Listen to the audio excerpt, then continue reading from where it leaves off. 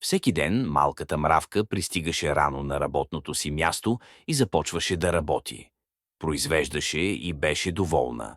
Шефът, лъвът, обаче се учудил, че мравката работи без надзор.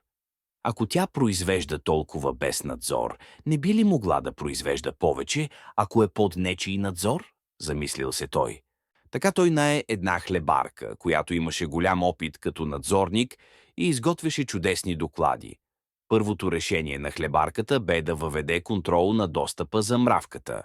След това на хлебарката и бе нужна секретарка, за да й помага с изготвянето на докладите, и тя нае един паяк, който освен с архивите, се занимаваше и с контрол на телефонните разговори.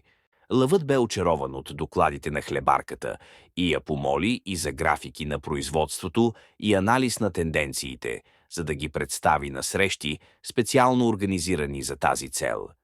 За тази цел на хлебарката й купиха компютър, лазерен принтер и бе наета една муха, която да ръководи отдел информатика. Мравката, доскоро продуктивна и весела, бе отчаяна от толкова хартии и срещи, които отнемаха цялото време. Лъвът стигна до заключение, че е дошъл моментът да се създаде длъжност отговорник за сектора, където работеше мравката.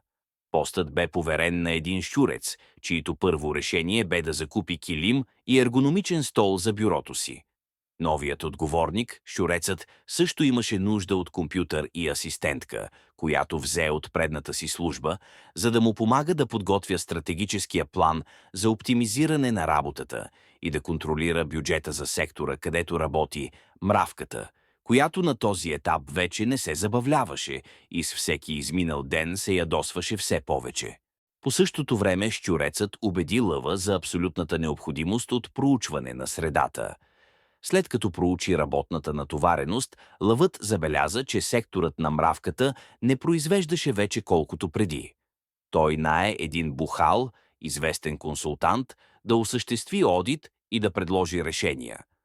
Бухалът изкара 3 месеца в офисите и направи огромен доклад, в няколко тома, с заключението: има много персонал в това предприятие.